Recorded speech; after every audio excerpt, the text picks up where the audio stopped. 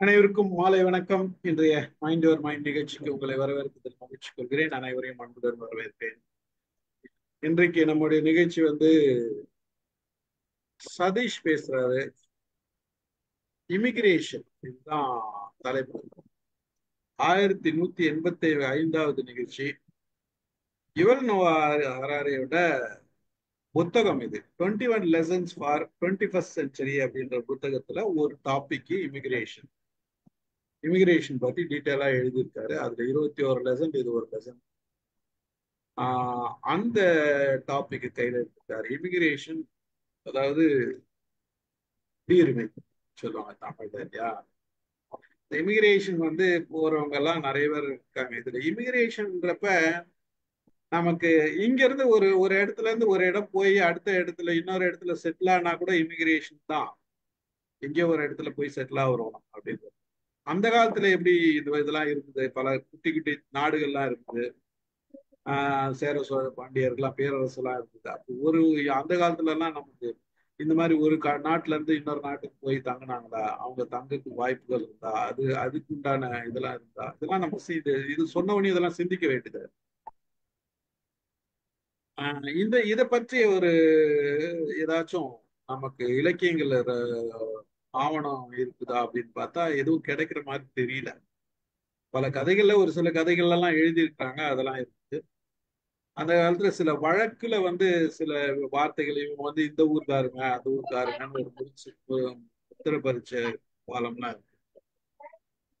அந்த மாதிரி ஒரு பல விஷயங்கள் நம்ம யோசிக்க வேண்டியது. அதை தாண்டி இன்னைக்கு பார்த்தோம்னா உலக அளவுல பல கண்ட்ரி சிட்டிசன்ஷிப்பே கொடுக்கறது கிடையாது. பல கண்ட்ரி சிட்டிசன்ஷிப் கொடுக்குறான். ஒரு சில கண்ட்ரி ஒரு சிலருக்கு மட்டும்தான் சிட்டிசன்ஷிப் கொடுக்கணுன்ற ரூல் வச்சிருக்காங்க. இந்த மாதிரி பல செய்திகள். இதெல்லாம் அவர் கொஞ்சம் ஆராய்ச்சி பண்ணி நல்ல ஒரு விளக்கமா எழுதியிருக்காரு. அதுதான் இன்னைக்கு சதீஷ் பேச போறாரு.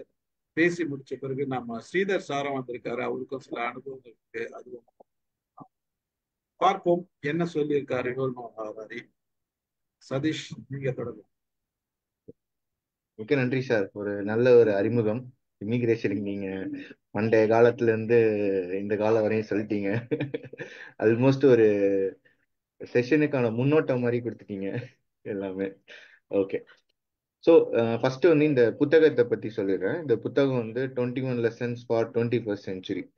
ஸோ யுவால் இந்த 21ஆம் நூற்றாண்டுல மக்கள் வாழ்றப்ப அவங்களுக்கு என்னென்ன பிரச்சனைகள் ஏற்படலாம் அப்படின்னு சொல்லி ஒரு 21 டாபிக் எடுத்து எழுதியிருக்காரு. ஸோ அதுல ஒரு டாபிக் இமிகிரேஷன். ஸோ இந்த டாபிக்கை நான் 3 வருஷம் முன்னாடியே படிச்சிட்டேன். ஆனா அவர் சில எதுனா சொன்னது எனக்கு ஒத்து போகாதனால வச்சுக்கிட்டே இருந்தேன்.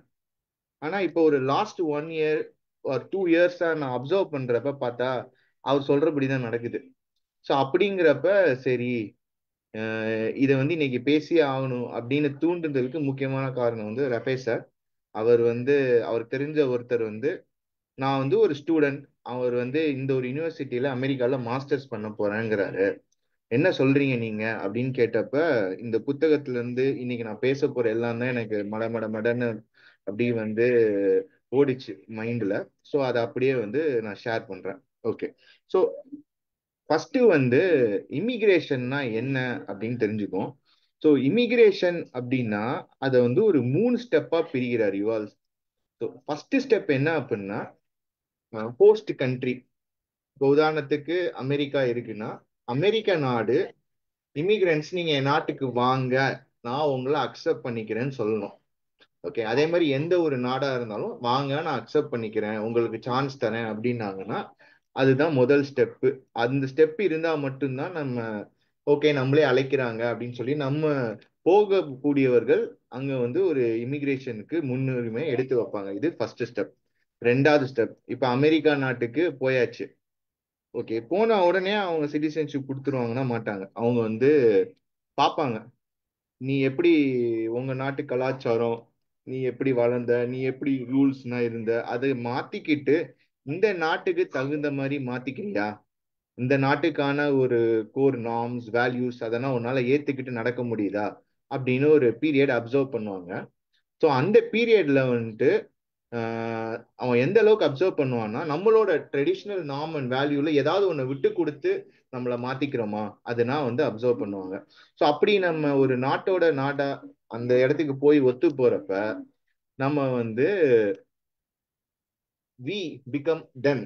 ஸோ அப்ப அவங்க நாடா மாறிடுவோம். ஸோ அப்ப நம்மளை ஏத்துக்கிட்டு அந்த கண்ட்ரில இருக்க ஃபுல் மெம்பர் ஆஃப் சிட்டிசன் மாதிரி ஈக்குவல் எல்லாம் கொடுத்துருவாங்க. இதான் மூணாவது ஸ்டெப். ஸோ அப்ப இந்த சிட்டிசன்ஷிப் நீங்க வாங்கிக்கிட்டீங்க, அவங்க கொடுத்துக்கிட்டாங்கன்னா இமிகிரேஷனுக்கான அக்ரிமெண்ட் முடிஞ்சது. ஹோஸ்ட் கண்ட்ரியும் அஸ் இமிகிரண்ட் நீ போனதும் முடிஞ்சது. ஸோ இந்த மூணு ஸ்டெப் நடந்ததுன்னா இமிகிரேஷன் ஓவர். நம்மள பாதி பேர் என்ன நினைக்கிறோம் அப்படின்னா, நான் பார்த்து இன்ட்ராக்ட் பண்றவங்க எல்லாமே நம்ம நாட்டை விட்டு இன்னொரு நாட்டுக்கு போயாச்சுனாலே அவ்வளவுதான் இமிகிரேஷன் சக்சஸ்ஃபுல் அப்படின்னு நினைக்கிறாங்க. அது வந்து ஒரு நீண்ட கால பயணம். அதெல்லாம் முடிச்சு நடந்து எல்லாம் கைகூடி வந்தாதான் சிட்டிசன்ஷிப் கிடைக்கிற வரையும் நம்ம வெயிட் பண்ணணும். ஸோ அப்பதான் இது கம்ப்ளீட்டா முடியுது. அப்ப நீங்க கேட்பீங்க, இந்த டாபிக் எதுக்கு எடுக்கிறேன், யாருக்கு இமிகிரேஷன் வேணும், நான் என்ன வெலம் இல்லை இந்த திருநாட்டில் ஏன் கையை வேண்டும் ஏந்த வேண்டும் வெளிநாட்டில் நீங்க அப்படின்னுவீங்க. எல்லாம் நம்ம யோசிப்போம். ஓகே, ஆனாலும் போறாங்க சில பேர், அதை பிரெயின் ட்ரெயின்ங்கிறோம் எல்லாம் சொல்றோம். ஏன் அப்படின்னா முதல் காரணம் வந்து பெட்டர் ஃபியூச்சர். ஸோ ஃபியூச்சரிஸ்டிக்கா என்னென்ன அட்வான்ஸ்மெண்ட்னா நடக்குதோ அந்த நாட்டுக்கு கியூரியஸ் மைண்ட்ஸ் போக துடிப்பாங்க. ஐயோ எனக்கு இது கிடைக்க மாட்டேங்குதே அப்படின்ட்டு அங்க போய் ஒரு எக்ஸ்பெரிமெண்ட் பண்ணணும். நான் எனக்கு இங்க அதுக்கான வழியே இல்லை, அதுக்கான தகுதி இல்லை, என்னை அனுப்ப ஒத்துக்க மாட்டேங்கிறாங்க, இந்த மாதிரி சிஸ்டம் அலோவ் பண்ண மாட்டேங்குது, என்ன ரீசன் வேணா இருக்கலாம், இங்க இல்ல அப்படிங்கும்போது ஒரு பெட்டர் ஃபியூச்சருக்காக போவாங்க. ஒண்ணு. ரெண்டாவது பெட்டர் ஜாப்.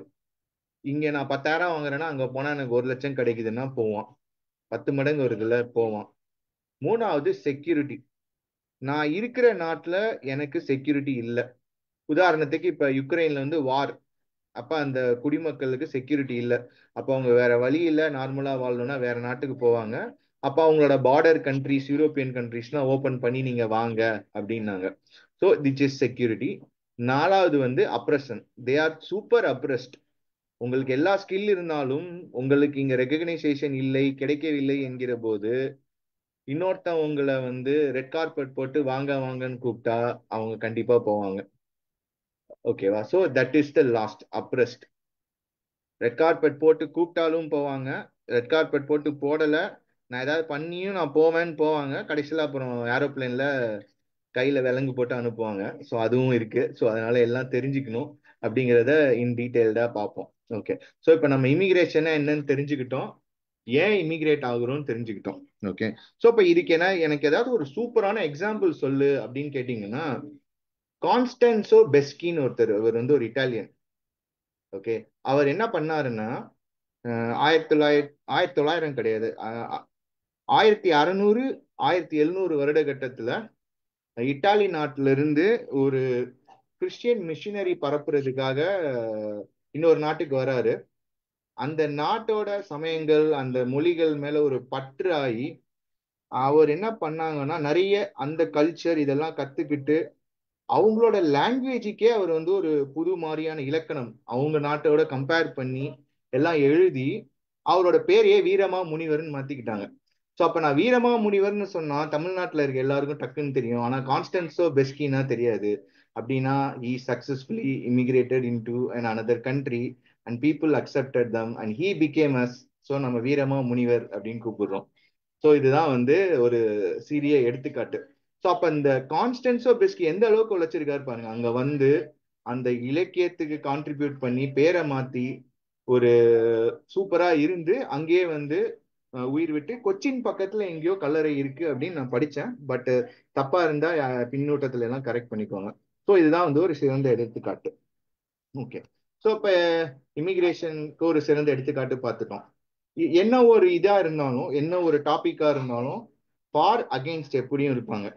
ஸோ அதே மாதிரி இமிகிரேஷனுக்கு ஃபார் அவங்கள வந்து ப்ரோ இமிகிரன்ஸ் அப்படின்வாங்க, இமிகிரேஷனுக்கு அகெயின்ஸ்ட் அவங்கள வந்து anti immigrant. So against anti immigrants, for வந்து ப்ரோ இமிகிரன்ஸ் அப்படின்வாங்க. ஸோ இப்போ வந்து நம்ம சொன்ன அந்த 3 ஸ்டெப்பை இவங்க 2 பேர் பாயிண்ட் ஆஃப் வியூல வந்து ஒரு டிபேட் மாதிரி பார்ப்போம், என்ன கருத்துக்கள்னா வைக்கிறாங்க அப்படின்ட்டு. ஓகே. இப்போ போஸ்ட் கண்ட்ரி நீங்க உள்ள வா அப்படின்னு கூப்பிடுறான்ல, அதுதான் ஃபர்ஸ்ட் ஸ்டெப் அப்படின்னும். ஸோ இப்போ இந்த ப்ரோ இமிகிரன்ஸ் என்ன சொல்றான் அப்படின்னா, நீ பாகுபட்சம் இல்லாமல் எல்லாருக்கும் எல்லாருக்கும் வாய்ப்பு தரணும் அப்படிங்குவான். ஆன்டி இமிகிரன்ஸ் என்ன சொல்லுவான்னா, நான் எல்லாத்தனும் விட மாட்டேன்.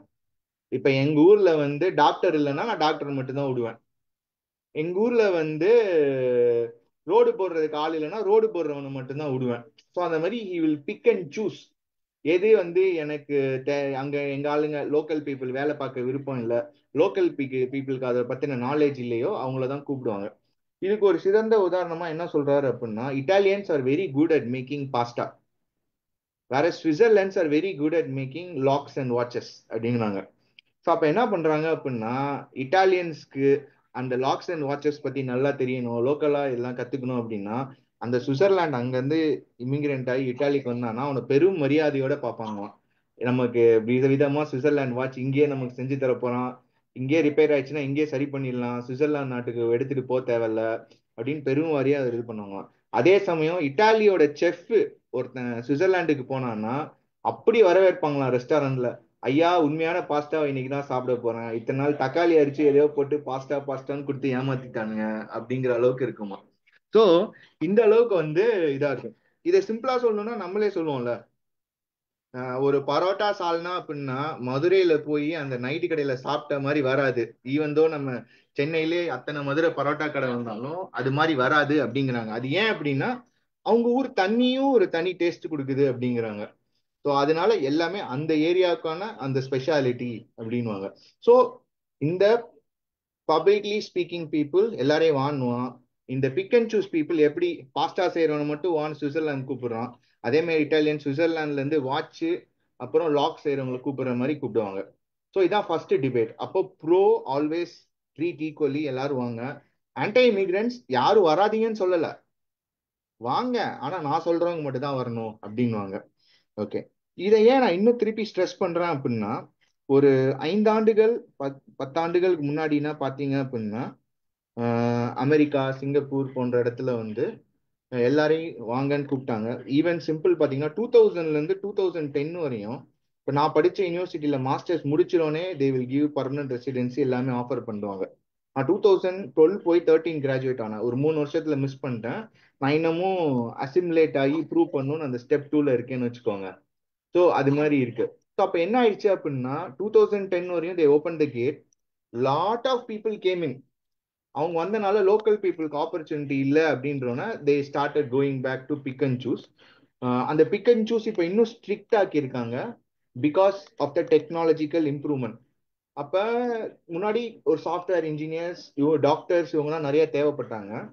ஆஹ் இந்த காலகட்டத்தில் ஆர்டிஃபிஷியல் இன்டெலிஜென்ஸ் வந்து இந்த கேப்னா நிறைய இப்போ ஃபில் பண்றதுனால locals with help of artificial intelligence they can do the vibe coding. அது அதே மாதிரி ரோபாட்ஸ் வச்சு இந்தியால இருந்தே நீங்க சர்ஜரி பண்ணலாம், ரிமோட் சர்ஜரி, அந்த மாதிரி நிறைய ஆப்பர்ச்சுனிட்டி இதெல்லாம் வரனால they are saying like we don't need much people now அப்படிங்கறனால இன்னும் பிக் அண்ட் சூஸ் பண்றாங்க. எந்த அளவுக்கு பிக் அண்ட் சூஸ் பண்றாங்க அப்படின்னா ஒன்லி லைக் இப்போ சிங்கப்பூர்ல வந்து பாயிண்ட் ஸ்கோரிங்கே இருக்கு. ஸோ டாப் 100 யூனிவர்சிட்டிஸ்ல இருந்து மட்டும்தான் வந்தீங்கன்னா 20 பாயிண்ட்ஸ் தருவான். அதை தவிர வேற ஏதாவது யூனிவர்சிட்டியில இருந்தீங்க அப்படின்னா, இப்போ நீங்க கம்ப்யூட்டர் சயின்ஸ் வரீங்கன்னா நீங்க கம்ப்யூட்டர் சயின்ஸ் படிச்சிருந்தீங்கன்னா ரெலவெண்ட் அப்படின்னு ஒரு 10 பாயிண்ட் தருவான். ஓகே, அப்புறமேட்டு டைவர்சிட்டி, எல்லா நாட்டுக்காரனையும் வச்சிருக்கியா அதை பார்த்து கொஞ்சம் பாயிண்ட், அப்புறம் எவ்வளவு லோக்கல் பீப்புள் உங்க கம்பெனில வச்சிருக்கீங்க, இது மாதிரி ஒரு ஸ்கோரிங் பண்ணி தான் வந்து ஃபாரினர்ஸ்க்கு வந்து விசாவே தராங்க. அமெரிக்கா இன்னும் ஒரு ஸ்டெப் மேல போயிட்டு என்ன பண்ணிட்டாங்க அப்படின்னா புதுசா ரூல்ஸ் வந்து ஃபார்முலேட் பண்ணிட்டு இருக்காங்க. முன்னாடி ஸ்டூடெண்ட்ஸ் படிச்சு முடிச்சிரோம்னா 3 வருஷம் ஆப்ஷனல் ட்ரைனிங் அப்படின்னு பண்ணா. ஸோ அப்போ என்ன ஆகும், உடனே அவங்களுக்கு H1B இல்லைனாலும் அந்த ஆப்ஷனல் ட்ரைனிங்கை வச்சுட்டு 3 வருஷம் வேலை பார்ப்பாங்க. 3 வருஷமும் அவங்க H1Bல போறதுக்கு ஆப்பர்ச்சுனிட்டி தருவாங்க. Now they are changing the policies, I was reading, இன்னும் அஃபிஷியலா வரல. வாட் ஆர் தே சேஞ்சிங்னா இந்த ஆப்ஷனல் ட்ரைனிங்கை எல்லா ஸ்டூடெண்ட்ஸுக்கும் தரதை ஸ்டாப் பண்ணிட்டு they are picking and choosing only top notch universities and most in demand course. அங்க சப்ளை இல்லாம இருக்கிற அந்த கோர்ஸ்ல படிக்கிறவங்களுக்கு முடிச்ச உடனே கிரீன் கார்டு தர மாதிரி ஒரு பிளான் வச்சிருக்காங்க, pick and choose. Okay, so இன்னும் ஒரு ஸ்டேஜ் அதிகமா பார்த்தோம் அப்படின்னா பணம் வச்சிருந்தீங்கன்னா எந்த நாட்டுக்கு போகலாம், இப்ப மைக்ரேட் ஆயிடலாம், இமிகிரேட் ஆயிடலாம். அதுக்கு உதாரணம் ட்ரம்ப் ரீசெண்டா வந்து $5 மில்லியன் கொடுத்தீங்கன்னா நான் உங்களுக்கு கோல்டு கார்டு தரேன், அதை வச்சு நீ அமெரிக்கால எங்க வேணா வேலை பார்த்துக்கோ அப்படிங்கிறாரு. இன்னும் இந்த சைடு சவுத் ஈஸ்ட் ஏஷியானா வந்தீங்கன்னா ரிட்டையர்டு பீப்புள் அவங்க டார்கெட் பண்றாங்க. மலேசியால என்ன சொல்றாங்க, நீங்க 1 மில்லியன் அந்த நாட்டு மணி ரிங்கெட்ஸோ அதை போட்டுட்டு நீங்க ஒரு டெபாசிட் மாதிரி பண்ணிட்டு நீங்க வந்து வீடு வாங்கிக்கோங்க, இங்க ரிட்டையர்ட் ஆயிக்கோங்க அப்படிங்கிறாங்க. இவங்கள பார்த்து இப்ப சவுத் ஈஸ்ட் ஏஷியால இருக்க முக்காவாசி கண்ட்ரி காப்பி பண்றாங்க. தாய்லாந்து, வியட்நாம் இவங்கெல்லாம் இதை வந்து ஒரு பிளானா வச்சிருக்காங்க. இது என்ன ஆகும் அப்படின்னா அவுட் சைட் மணியை உள்ள கண்ட்ரிக்குள்ள கொண்டு வராங்க. So this is how they are picking and choosing. அவங்க நாட்டுல என்ன இல்லையோ அதை பிக் பண்ணி வாங்குறாங்க. அப்ப அமெரிக்கன்ஸ்க்கு வந்து அவங்க நாட்டுல இன்ஃபிளேஷன் அதிகமா இருக்கனால அதுக்கு ஈக்குவலண்டா இங்க எல்லாமே அவங்க கேபிட்டல் சிட்டில வந்து பாத்தீங்கன்னா சூப்பரா இருக்கும். அவங்களுக்கு என்ன தேவையோ பப்பு கிப்பு எல்லாம் அழகா செட் பண்ணி அவங்களை அட்ராக்ட் பண்ற மாதிரி மலேசியா மை செகண்ட் ஹோம் அப்படின்னு சொல்லி ஒரு ப்ராசஸ்லாம் இருக்கு. So I can see lot of retired people coming here from Australia, USA எல்லா இடத்துல இருந்து பண்றாங்க. ஸோ இந்த மாதிரி நிறைய நிறைய ரூல்ஸ் எல்லாமே வருது. So this is the most important thing, how the world got evolved. During the globalization, they opened it for everyone. எங்கள்கிட்ட இல்ல வாங்க. ஓவர் பாப்புலேஷன் ஓவர் crowded ஆனோம்னா இப்ப பிக் அண்ட் சூஸ்க்கு மூவ் ஆகுறாங்க. நெக்ஸ்ட் நெக்ஸ்ட் என்ன சொல்றாங்க அப்படின்னா, நான் இப்ப அந்த நாட்டுக்கு வந்துட்டேன், அந்த நாட்டோட கல்ச்சருக்கு தகுந்த மாதிரி ஆகுறேனா அப்படின்னு. So very easy example is, இங்க நான் தமிழ்நாட்டுல இருக்கும்போது predominantly I was like more like a vegetarian. Once in a month either chicken or mutton, twice a year fish, இந்த மாதிரி தான் non veg. Egg once in a week இந்த மாதிரி தான் நான் சாப்பிட்ருக்கேன், பழகியிருக்கேன், எல்லாம் வந்திருக்கேன். இங்க எனக்கு வந்து மாட்டுக்கறி புனிதமானது, பன்றிக்கறி அறவே ஒரு அருவருப்பானது. ஏன் அப்படின்னா நம்ம நாட்டுல பன்றி எங்கன்னா தெரியுதுன்னு நமக்கு தெரியும். இந்த மாதிரி ஒரு சூழ்நிலையில இருந்து நான் இன்னொரு ஊருக்கு வரும்போது அங்க இருக்கிற மக்கள் பிடாமினா இது ரெண்ட சாப்பிடும்போது நான் என்னோட வேல்யூஸ், நான் என்ன பார்த்தேன், என்னோட கலாச்சாரம் என்ன சொல்லி கொடுத்தது, அதெல்லாம் ஹைட் பண்ணிட்டு அவங்களோட சகஜமா ஈக்குவலா பழக முடியுதா?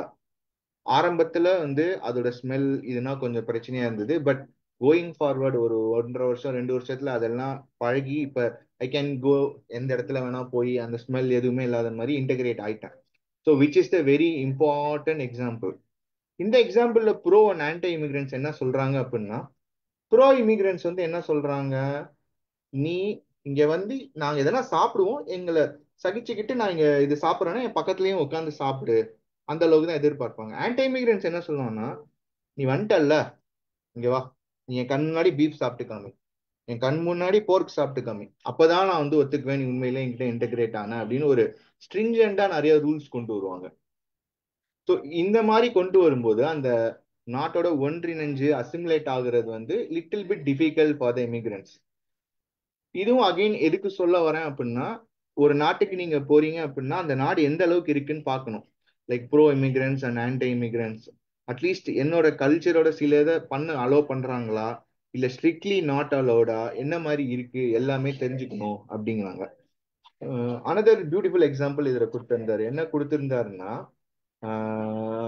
சிரியன் வார் அந்த மாதிரி மிடில் ஈஸ்ட்ல வார் நடக்கும்போது நிறைய அந்த முஸ்லிம் பீப்புள்ஸ் வந்து யூரோப் சைடு மைக்ரேட் ஆனாங்க. அப்ப அந்த யூரோப் சைட்ல ஒரு சில கண்ட்ரிஸ் வந்து நீ கிறிஸ்டியானிட்டியை மாறினா உள்ளவா அப்படின்னு ஒரு செக் வச்சாங்க. ஏன் அப்படின்னா, நீ கிறிஸ்டியனா மாறி வந்தனா இன்னும் ஈஸியா அடாப்ட் ஆயிருவ அப்படின்னு. பட் ஜெர்மனி என்றால் open, you come and be like anything அப்படின்னு உள்ள வர சொன்னான். ஆனா அங்க ஒரு பிரச்சனைன்னு சொல்லிட்டு யூரோப்பியன்ஸ் யாராவது இங்க வந்தா, மிடில் ஈஸ்டுக்கு வந்தா அவங்களுக்கு வந்து சிட்டிசன்ஸ் கடைசி வரையும் கிடைக்காது. இருக்கலாம் ஒரு ரெஃப்யூஜியா அந்த இடத்துல வந்து இருக்கலாம். But they will never get the citizenship and they will never complete the third step. அந்த கை கொடுத்த அக்ரிமெண்ட், நான் வந்துட்டேன் என்ன உன் நாட்டை நீ அங்கீகரிச்சிட்டீங்க அப்படிங்கறது வந்து பண்ணவே மாட்டாங்க. இது ஒன்லி நாடு விட்டு நாடு அப்படின்னு நினைச்சோன்னா தப்பு. நம்ம தமிழ்நாட்டுல பாத்தீங்கன்னா 39 டிஸ்ட்ரிக்ட்ஸ் இருக்குன்னு நினைக்கிறேன். ஆனா அந்த எல்லா டிஸ்ட்ரிக்ட்ல இருந்தும் சென்னையை நோக்கி வருவாங்க. ஏன் அப்படின்னா சேம் இதுதான், பெட்டர் ஃபியூச்சர், ஜாப் செக்யூரிட்டி. அங்க வந்தா வந்து கேஸ்ட் இதுனா பார்க்காம அழகா வேலை தருவாங்க. இப்ப எங்க ஊர் சைட்லனா இப்போ ஒருத்தங்க வந்து கிராமப்புறங்கள், நான் எங்க ஊர்னு சொல்ல வேணாம், எல்லா கிராமப்புறங்கள்ல பாத்தீங்கன்னா நீங்க துணி துவைக்கிறவங்கன்னா கடைசி வரையும் துணி தான் துவைக்கணும், வேற வேலையே பார்க்க முடியாது. அப்ப அவங்க என்ன பண்றாங்க, அதை விட்டுட்டு பஸ் பிடிச்சோ ட்ரெயின் பிடிச்சோ சென்னை வராங்க. அப்புறம் இங்க கிடைக்கிற வேலைகளை வச்சு ஏதோ பொழைச்சு அவங்க பிள்ளைங்களுக்கு படிக்க வைக்கும்போது அவங்களோட செகண்ட் ஜெனரேஷன் பெட்டர் ஆகுது. இந்த மாதிரி இதுதான் அந்த நசுக்கப்படுறதுல இருந்து எஸ்கேப் ஆகி இன்னொரு இடத்துக்கு இமிகிரண்ட் ஆகிறாங்க. அதுவுமே வந்து it's a very good example. இப்போ அந்த மாதிரி தான் நார்த் இந்தியன்ஸ்ல ஆப்பர்ச்சுனிட்டி இல்லைன்னு அவங்க எல்லாம் நம்ம ஊருக்கு தேடி படையெடுத்து வராங்க. நம்மளோட அசிமுலேட் ஆகுறதுக்காக தமிழ் கத்துக்கிறாங்க, தமிழ் பாட்டு பாடுறாங்க, தமிழ் சாப்பாடுனா சாப்பிடுறாங்க, நிறைய ட்ரை பண்றாங்க. இது வந்து அசிமுலேஷனுக்கான பெரிய எக்ஸாம்பிள். இப்ப இவ்வளவு இருக்கும்போது நான் எப்படிங்க என்னோட நேட்டிவ் லோக்கலை கண்டுபிடிப்பேன் அப்படின்னா ரொம்ப ஈஸி. இப்ப சென்னையில பொங்கல் தீபாவளிக்கு யாருன்னா இருக்காங்களோ அவங்களாம் லோக்கல் ஆயிட்டாங்கன்னு அர்த்தம். நீங்க அவங்கள கை கொடுத்து அவங்கள சென்னை வாசி அப்படின்னு சொல்லிடலாம். ஓகே. ஸோ அதுதான் வந்துட்டு ரெண்டாவது அந்த அசிமுலேஷனுக்கான main example. Anti immigrants would be very stricter, like making you to eat beef and pork to prove you have completely merged. Whereas bro immigrants வந்து நாங்க சாப்பிடுவோம், எங்களை சகிச்சுக்கிட்டு கூட இருந்தீங்கனாலே யூ ஆர் வெல் இன்டெகிரேட்டட் அப்படிங்கிற அளவுக்கு சொல்லுவாங்க. ஓகே. மூணாவது டிபேட் வந்து ஓகே நான் 15-20 வருஷம் வந்துட்டேன், உங்களோட அசிமுலேட் ஆயிட்டேன், இங்க பாருங்க இதெல்லாம் பண்ணுனேன் அப்படின்னு வந்து ஒரு அக்கௌண்டிங்ஸ்னா இருக்குன்னு வச்சுக்கோங்க, இவ்வளோ ஹவர்ஸ் பண்ணேன் அப்படி எல்லா ப்ரூஃபும் நம்ம கொடுத்துட்டோம். அந்த சைட்ல இருந்தும் இதெல்லாம் பாக்குறாங்க. இத வந்து அவர் எப்படி பார்க்க சொல்றாரு அப்படின்னா, இந்த அக்ரிமெண்ட் சில சமயம் டிலே ஆகும். அது ஏன் அப்படின்னா, நம்ம பர்சனலா பார்க்கும்போது நமக்கு 20 வருஷம் வந்து ரொம்ப பெரிய வருஷம். நம்ம வாழ்றதே மேக்சிமம் 65-70ங்கும் போது 20ங்கிறது 1/3 நம்ம அங்க கழிச்சிட்டோம். அப்ப நம்ம நிறைய கொடுத்தோம், கான்ட்ரிபியூட் பண்ணோம், இன்னும் கிடைக்கலையே அப்படிங்கிற ஒரு தாட்ஸ் நமக்கு வரும். வேற country perspective they will see collectively. நம்மள மாதிரி எத்தனை பேர் அப்ளை பண்ணியிருப்பாங்க? நான் 20ன்னா 25-30ல நிறைய பேர் இருப்பாங்க. ஸோ அவங்களெல்லாம் முடிச்சுட்டு தான் வர முடியும். So that is what personal time scale to collective time scale. இது வீரமா முனிவர் எக்ஸாம்பிளே திருப்பி எடுத்துக்கோமே, அவர் அப்ப நிறைய கான்ட்ரிபியூட் பண்ணாலும் 1968ல தான் நம்ம தமிழ்நாட்டுல அங்கீகரிச்சு ஸ்டாச்சு வச்சோம் சென்னை பீச்ல. அப்ப அவர் அங்கீகரிக்கிறதுக்கே நமக்கு 200 ஆண்டு காலம் ஆயிடுச்சு, அவ்வளவு கொடுத்தோம். ஸோ அப்ப அந்த அங்கீகாரம்ங்கிறது உடனே ஷார்ட் பீரியட்ல கிடைக்காது, லாங் ரன் ஆகும். ஸோ அப்ப நாடு பெர்ஸ்பெக்டிவ்ல இட்ஸ் கலெக்டிவ் டைம் ஸ்கேல், நம்மள பர்சனல் டைம் ஸ்கேல், இதையும் நம்ம உணரணும். சில பேர் இதனால கடுப்பாயி தான் வந்து நான் 10 வருஷம் கொடுத்துட்டேன் என்ன மதிக்கவே இல்லை அப்படின்னு சொல்லிட்டு மாறிட்டே இருப்பாங்க. இந்த நாட்டுக்கு இன்னொரு நாட்டுக்கு இவன் 5 வருஷத்துல கொடுக்குறான், இவன் 6 வருஷத்துல கொடுக்குறான்னு இப்படியே சுத்திக்கிட்டே இருப்பாங்க. ஓகே. ஸோ இது வந்து மூணாவது ஸ்டெப்புக்கான டிபேட். இது எல்லாம் தாண்டி நாலாவதா ஒரு டிபேட் அவர் வைக்கிறாரு. என்ன அப்படின்னா, டஸ் த இமிகிரேஷன் சிஸ்டம் ரியலி ஒர்க்கிங் அப்படிங்கிறாரு. டஸ் இட் ரியலி ஒர்க்கிங் அப்படின்னா, நான் உன்னோட இதை ஒட்டி வந்துட்டேன், எல்லாம் பண்ணிட்டேன், ஆனா நீ எனக்கு சிட்டிசன்ஷிப் தராம என்ன வந்து ஒரு அடிமை மாதிரி நடத்துற சில சமயம். இதுவும் நடக்குது. இது எங்க நடக்குது அப்படின்னு பாத்தீங்கன்னா, mostly unskilled labours, those who don't know much about immigration. இவங்க விசா குத்துட்டாங்க, அந்த நாட்டுக்கு போனா என் குடும்பம் எல்லாத்தையும் முன்னேற்றிடலாம் அப்படின்னு சொல்லி போயிடுறாங்க. இன்னொன்னு வந்து அந்த நாட்டுக்கு போனாலே என் குடும்பம் முன்னேறிடும்னு சொல்லிட்டு இங்க எதுவுமே ஆப்பர்ச்சுனிட்டி இல்லாம எப்படி அந்த துணி துவைக்கிற துணி தான் துவைக்க முடியும் கடைசி வரையும் அப்படிங்கிறப்ப வேற வழி இல்லாம இன்னொரு நாட்டுக்கு வந்து அவர் இருக்கிற சொத்து பத்து எல்லாத்தையும் வித்து இல்லீகலா கூட போய் சம்பாதிக்க ட்ரை பண்றாங்கல்ல. ஸோ இதெல்லாம் அவங்க பண்றாங்க. இதெல்லாம் பண்ணியும் அவங்களுக்கு இந்த ஆக்சுவலா இது ஒர்க் ஆகுதுன்னா ஒர்க் ஆகல. But illegal people we ignore it. இப்ப அதை எப்படி பார்ப்பாங்க அப்படின்னா, they treat them as refugees. அவங்க அங்கிருந்து இங்க வந்துட்டாங்க அப்படிங்கிறதுக்கு. So they can directly land in the port. எப்படின்னா ஃபிளைட்லயோ கப்பல்லையோ போக மாட்டாங்க, அவங்க நெய்பர் கண்ட்ரிஸ் போயிட்டு நடந்து கிராஸ் பண்ணுவாங்க, நான் ரெஃப்யூஜிங்க அப்படின்னு. ஸோ அதுக்கு தான் அமெரிக்கா வந்து ஒரு போர்ட்டல் தான் வச்சிருந்தாங்க. பட் ட்ரம்ப் இதெல்லாம் இப்போ தூக்கிட்டாரு. No more that refugee portal. அந்த ரெஃப்யூஜி போர்ட்டல்லே யாருன்னா வந்தீங்களா நீங்களே செல்ஃப் டிபோர்ட் பண்ணுங்க, இல்லைன்னா நெக்ஸ்ட் உங்களை தான் விலங்கு போட்டு அனுப்புவேங்கிற அளவுக்கு அவர் போயிட்டாரு ஸ்ட்ரிக்டா. So now only way is like you can legally migrate to many developed countries. Illegal people will always deported back to their respective countries. இப்ப ரொம்ப சீரியஸா பாக்குறாங்க. அப்ப இது எப்படி ஆக்சுவலா ஒர்க் பண்ண வைக்கிறது அப்படிங்கிறப்ப அவர் வந்து ஒரு சின்ன கதை கொடுக்குறாரு. அந்த கதையை பார்த்துட்டு அப்புறம் அவர் வந்து ஒரு கன்க்ளூஷன் கொடுக்குறாரு. என்னன்னு பார்ப்போம். ஒரு நாடு வந்து ஃபிக்ஷனல் நாடு எடுத்துக்கும், ஏன்னா நம்ம ரியாலிட்டி எடுத்துக்கிட்டோம் அப்படின்னா ஹர்ட் ஆயிடுவாங்க அப்படின்னு சொல்லிட்டு let it be a fictional land. Okay. Warm ladders. Warm ladders வந்து ரொம்ப பொறுமையானவங்க. இப்ப அவங்களை யாரையோ திட்டா கூட நம்ம தான் ஏதோ தப்பு பண்றோம்னு சொல்லிட்டு வீட்டுல போய் செல்ஃப் திங்கிங் பண்ணி இந்த தப்பை எப்படி இல்லாம பண்ணணும்னு சொல்லி அவங்களே ரியலைஸ் பண்ணிக்குவாங்க. யாரும் இன்னொருத்தவங்களை திட்ட மாட்டாங்க, ரொம்ப சாஃப்டா இருப்பாங்க. அந்த நாட்டுல இருக்கிறவங்க எல்லாருமே அப்படிதான் வளர்ந்துருக்காங்க, வாழ்ந்திருக்காங்க. அவங்களோட ஹிஸ்டரி இதெல்லாம் தான் அங்க இருக்கு. ஓகே. இன்னொரு நாட்டுல வந்து கோல்டியன்ஸ் அப்படிங்கிறாங்க. அந்த நாட்டுல இருக்கிறவங்க எப்படின்னா, தப்புன்னா நான் தப்பு கரெக்டா அன்னைக்கே நான் உடைச்சு சொல்லிடுவேன். சொல்லிட்டேன்னா தான் அப்பா எல்லாத்தையும் சொல்லியாச்சு, இனிமேட்டு வந்து எனக்கு எதுவும் மண்டையில நிக்காது, நம்ம ஃப்ரீயா போய் நைட் தூக்கம் வரும் அப்படிங்கிற மாதிரி கால்டியன்ஸ். ஓகே, இந்த மாதிரி ஒரு ரெண்டு நாட்டுல இருக்கிறவங்கல இந்த கால்டியன்ஸ் நாட்டை சேர்ந்தவர் இப்ப வார்ம்லேண்டுக்கு ஒரு வேலை தேடி வராங்கன்னு வச்சுக்கோங்க. அந்த வார்ம்லேண்ட்ல இருக்கிற எல்லாரும் அமைதியா இருப்பாங்க, இதா இருப்பாங்க. அப்ப அந்த இடத்துல வந்து வேலையில ஒரு சின்ன பிரச்சனைனாலும் இவர் கத்துனாரு அப்படின்னா, அங்க இருக்கிற 99 பேரு இவர் எப்படி பார்ப்பாங்கன்னு ஒரு நிமிஷம் யோசிச்சு பாருங்களேன்.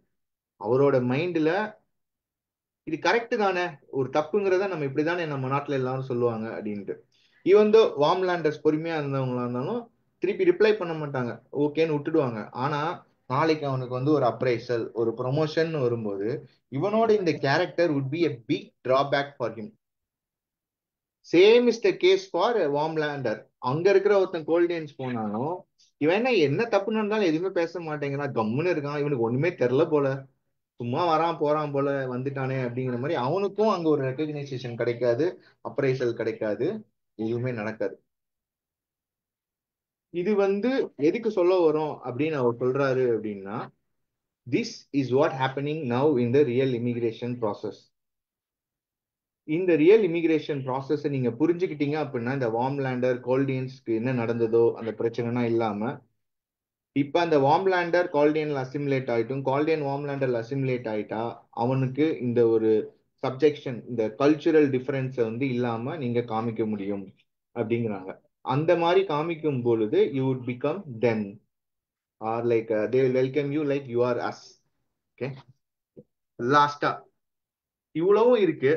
But in general what he wants to tell to every nation is like ஒரு நாடு அங்க லோக்கல் பீப்புளுக்கு பிடிக்கல, இந்த மாதிரி எனக்கு இமிகிரன்ஸ் வரதை பிடிக்கலன்னு தெரிஞ்சும் லார்ஜ் ஸ்கேல் ஆஃப் இமிகிரேஷனை வெல்கம் பண்ணக்கூடாது. Note the point, large scale, million கணக்கான பீப்புளை உள்ள இருக்கக்கூடாது. But still they can bring in that pick and choose people. Okay, இது வந்து ஒரு நாடு பண்ணவே கூடாது அப்படிங்கிறாரு. அந்த பண்ணுனீங்க அப்படின்னா அந்த நாடு அன்ரெஸ்ட் ஆயிடும், அதுதான் வந்து ஒரு கிளர்ச்சி எல்லாமே ஏற்படும் அப்படிங்கிறாங்க. பட் அந்த நாடு அதே சேம் டைம் யுக்ரைன் மாதிரி ஒரு போர் இருக்கும்போது அங்க இருக்கிற மக்கள் உயிருக்கே ஆபத்துங்கும் போது பார்டரை ஓபன் பண்ணி அவங்களை அக்செப்ட் பண்ணிக்கணும், விச் இஸ் அன் எக்ஸப்ஷன். இது வந்து ஒரு ஹோஸ்ட் கண்ட்ரிக்கு சொல்றாங்க. இப்ப அந்த ஹோஸ்ட் கண்ட்ரில இருக்க லோக்கல் பீப்புளுக்கு என்ன சொல்றாங்க அப்படின்னா, நீ பிளைண்டா அவன் வரவே கூடாது அப்படின்னு எதிர்க்க கூடாது.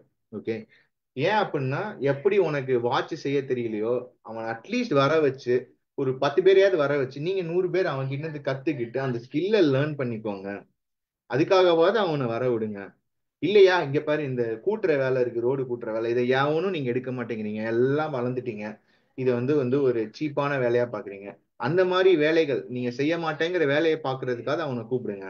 அப்படி நீங்க செய்ய மாட்டேன் அப்படின்னு சொன்ன வேலையை அவன் பாக்குறான் அப்படின்னா, be grateful to them, once they get assimilated let's welcome them as us அப்படிங்கிறாரு. ஸோ இது ரெண்டுமே இருந்துச்சு அப்படின்னா நாட்டுக்குள்ள இமிகிரேஷன் மூலமா ஒரு கிளர்ச்சி வராது அப்படிங்கிறாங்க. I try to cover most of the things, but I don't want to touch the most sensitive political issues. அது இல்லாம வார்ம்லேண்டர்ஸ் கால்டியன்ஸ் அப்படின்னு வச்சு I try to cover most important thing. இது இல்லாம பின்னோட்டத்துல எனக்கு தெரிஞ்சு எப்படியும் ரெலவெண்டா கரண்ட் அஃபேர்ஸ்ல இருந்து எடுப்பாங்க, அப்ப நம்ம டீட்டெயில்டா பார்ப்போம். So I hope I given lot of information about இமிகிரேஷன்னா என்ன, எதுக்கு பண்றோம், எப்படி இமிகிரேஷன் முடிஞ்சு எல்லாம் நடக்குதுன்னு. So I will pass it back to Stephen sir. Good good, எழுதிடலாம். சிறப்பு சிறப்பு. அதாவது இது வரைக்கும் மைண்ட் யுவர் மைண்ட்ல பேசாத ஒரு சப்ஜெக்ட், பேசாத ஒரு சப்ஜெக்ட இன்னைக்கு நீங்க பேசியிருக்கீங்க. அதுவும் யூஎல் சொன்ன விஷயங்கள் பேசியிருக்கீங்க. உண்மைதானே அது. பல, அதாவது வெளிநாட்டுல இருந்து வாழறவங்களுக்கும் போயிட்டு வந்தவங்களுக்கும் தான் இந்த இந்த பிரச்சனைகள் தெரியும் ஓரளவுக்கு. ஸ்ரீதர் சாருக்கெல்லாம் நல்லாவே தெரியும், பல கண்ட்ரி போயிருக்காரு, அங்க இதுல இருந்திருக்காரு, அதனால பல விஷயங்கள் தெரியும். உம் இப்ப இந்த ஸ்டாண்டர்ட் வந்து இப்ப நீங்க சொன்னதை பாத்தீங்கன்னா ரிக்வயர்மெண்ட் இப்ப சாதாரண இமிகிரேஷன் வெளிநாடுகளை விட்டுருவோம். இப்ப இன்னைக்கு தமிழ்நாட்டுல ஏன் நார்த் இந்தியன்ஸ் நிறைய பேர் இருக்காங்க? காரணம் என்னன்னா, அவங்க செய்யற வேலையை இங்க நம்ம செய்யறதுக்கு ரெடியா இல்லை. ஏன்னா எல்லாரும் இன்ஜினியர் ஆயிட்டாங்க. நாங்க இதெல்லாம் பெருகலாம் மாட்டோம், கூட்டலாம் மாட்டோம், ரெடி ஆயிட்டாங்க. கடையில வேலை செய்ய மாட்டோம், ரெடி ஆயிட்டாங்க. இன்னொரு விஷயம்னா, அவங்க நீங்க கொடுக்கறதுக்கு சம்பந்தத்துல நாங்க வேலை செய்ய முடியாது, நீங்க சொல்ற டைம்க்குலாம் நாங்க வேலை செய்ய முடியாது. அந்த மாதிரி கண்டிஷன்ஸ் எல்லாம் வந்ததுனால அவன் ரெடியா இருக்கான். பண்டவரா நான் இருக்கிறேன், எனக்கு சாப்பாடு மட்டும் கொடுத்துரு, நான் இருக்கு, உனக்கு என்ன வேணா வேலை செய்யறேன் அப்படின்ற மாதிரி. இப்ப அவங்க எல்லாம் பாத்தீங்கன்னா இமிகிரண்ட் தான். அவங்க எல்லாம் அடிமையான்னு கேட்டா நம்ம செய்யாததுனாலதானே இங்க அவங்க வந்திருக்கிறாங்கன்றது ஒரு பக்கம். எந்த அளவுக்கு நம்ம வரவேற்கிறோம் அவங்கள. இப்ப நீங்க சொன்ன மாதிரி ஒரு பக்கம் தேவைன்றது இருந்தாலும் பல நேரங்கள்ல நம்ம என்ன சொல்றோம்னா, எங்க பாரு நார்த் இந்தியன் வந்துட்டான், எங்க பாரு நார்த் இந்தியன் வந்துட்டான். நம்ம செய்யறதுக்கு ரெடியா இல்லைன்றதை அக்செப்ட் பண்றது கிடையாது. ஆனா நார்த் இந்தியன் வந்துட்டான்றதை மட்டும் சொல்லிட்டு இருக்கோம் தவிர அந்த ஒர்க்கெல்லாம் நம்ம செய்யறதுக்கு ரெடியா இல்லை அப்படின்னு. எல்லா இடத்துலயும் இருக்கிறாங்கன்றது நிதர்சனம், உண்மை. கவனிக்க வேண்டிய செய்தி. ஒரு சின்ன ஒரு ஸ்டேட்ல இருந்து இன்னொரு ஸ்டேட்டுக்குள்ளார வர்றதே இவ்வளவு விஷயங்கள் இருக்குதுன்னா, ஒரு கண்ட்ரி டு கண்ட்ரி போறதுல எவ்வளவு பிரச்சனைகள் இருக்கு. அந்த கண்ட்ரியோட மேனேஜ்மெண்ட்க்கு இன்னைக்கு ஒவ்வொரு ஆட்சி மாறும் போதும் அந்த ஸ்டைல் எல்லாம் மாறுதுன்றது உண்மை. பார்ப்போம் சார்லாம் என்ன சொல்றாங்க அப்படின்னு சொல்லிட்டு. யார் பேசுறது? ஸ்ரீதர் சார், நீங்க பேசுறீங்களா?